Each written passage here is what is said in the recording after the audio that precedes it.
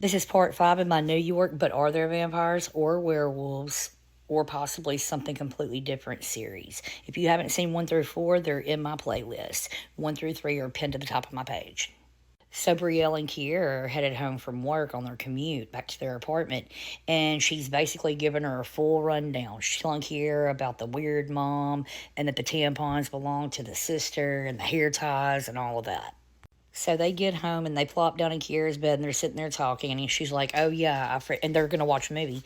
And so as they're watching this movie, she was like, "I forgot to tell you that tomorrow night after I get off work, I'm going to come home and get ready.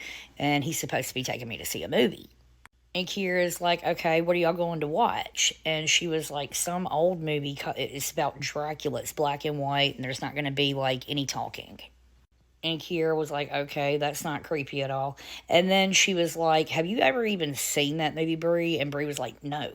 And she was like, "You are going to be bored out of your mind." They were about 15 minutes into their little movie they were watching, and the cordless phone rings beside Kiera's bed. And she answers it, and she's like, "Yeah, hold on just a minute." And she covers the receiver, and she's like, "It's him."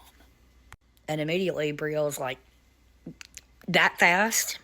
She didn't expect to hear from him until at least the next afternoon, before the movie.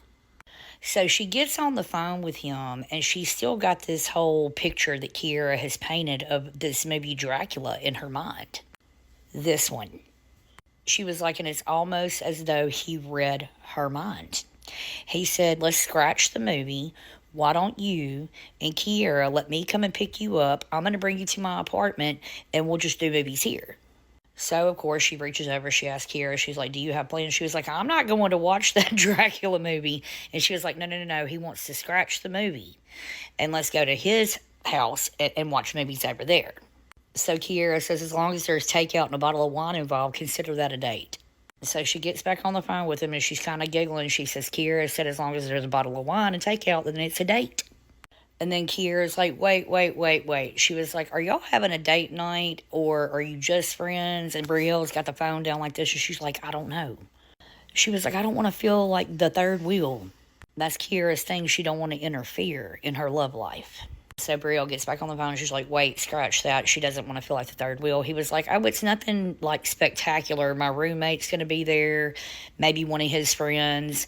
And then the whole ball game changes. Kiera's like, "Oh yeah, I'm definitely in.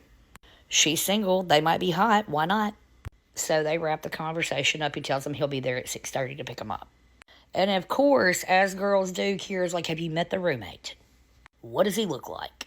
And Brielle's like, "Just in passing, but I didn't even realize it was his roommate until tonight at work." And Maya's literally never at home, or they would have invited her. And the only reason that she's even rooming with them is so she doesn't have to pay for an apartment by herself when she's hardly ever there. So that night, he picks him up at 6:30, just the way he said he would, and they drive to his house, apartment. They get upstairs, and they sit down on the couch, and he's still in his suit from work and says that he's going to go take a shower. He lays out a bunch of menus on the coffee table and is like, "You girls decide what we're going to have tonight." And he basically tells them, "Just make yourself at home. I won't be very long." He's upstairs, they hear the front door swing open, and here comes the roommate and a really pretty Hispanic chick, and they're both wearing really nice suits. And so Kiera, in her mind, she's like, "Great, he's got somebody." But she can't take her eyes off of him because he's so good looking. And now she really feels like a third wheel. The roommate actually talks to Brie and was like, "Hey, it's nice to see you again." And then he introduces the girl that he works with. It's not his girlfriend. Dimitri comes down, and this time it's a completely different appearance. He had basketball shorts on, white socks, and a plain t-shirt. And he asked the girls, he was like, "So did you pick a menu or what we're going to have?" And they slid the Mexican menu over, and the girl, the Hispanic girl that works with the roommate, was like, "No." She was like, "We had Mexican for lunch today." And it's so funny because all of them are going back and forth about what they want to eat, and they feel like they fit right in with these people. So they all decide that Chinese it is. So a little while later, the food comes, they eat, they're sitting around talking, and then the co-worker's boyfriend shows up. He grabs his bucket of food, and they leave. And the roommate's like, fuck, I knew y'all were having movie night. He was like, I totally ruined it by having my coworker over here. He was like, I'm so sorry. Her husband was late. He told her just to ride home with me because he works close by. And he was like, but let me make it up to y'all. He was like, you girls smoke weed? And Kiera was like, yes. And Brielle was like, no, I have to work tomorrow. So he offers some to Dimitri, and he's like, nah. And Kiera was like, me, I'm down. I don't have to work tomorrow.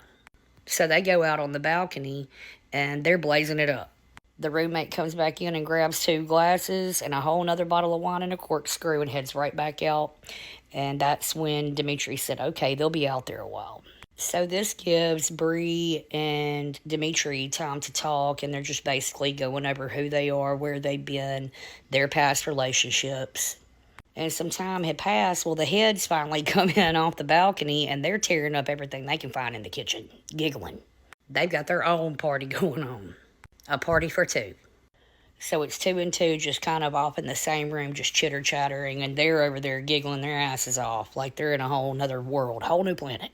Before you know it, she looks up on the wall at the clock that she hadn't been paying attention to all night. She'd just been having fun with all the conversation, and she realizes it's like after midnight.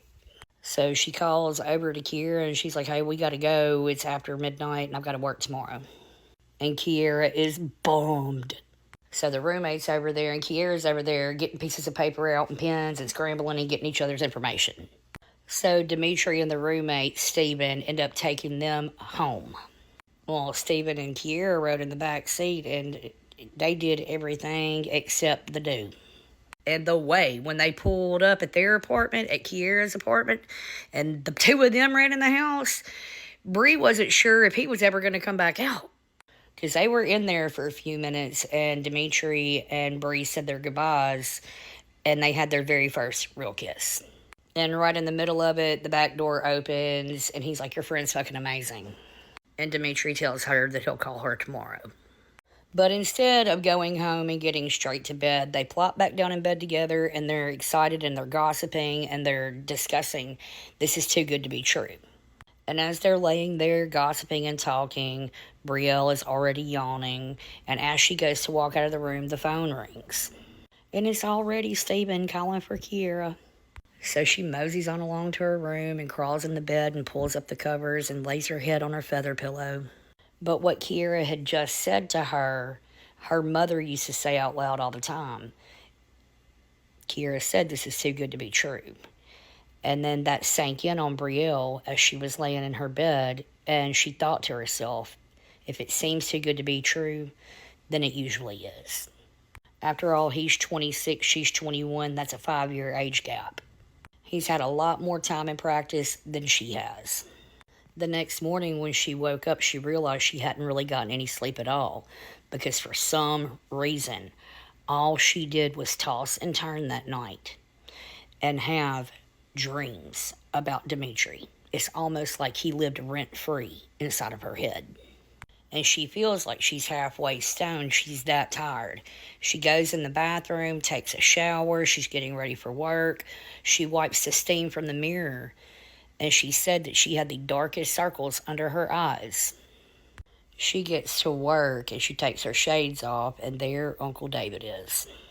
And he takes one look at her, and he was like, you stayed out a little too late last night, didn't you? And she was telling him, yeah, that she just couldn't sleep, though. You know, she got home at a decent time, she just couldn't sleep. And he's like, I mean, she had to face it. What she saw in the mirror, she looked like hammered over shit. Again. And then throughout the day, all she kept thinking, is he going to call? Is he going to call? It was like he was rent-free in her brain. And although she wasn't verbalizing this to like Maya or anyone else at work, he was still there. But anyway, this is getting kind of long, so I'll do another couple of parts. I'm going to try to wrap it up within the next 3 parts.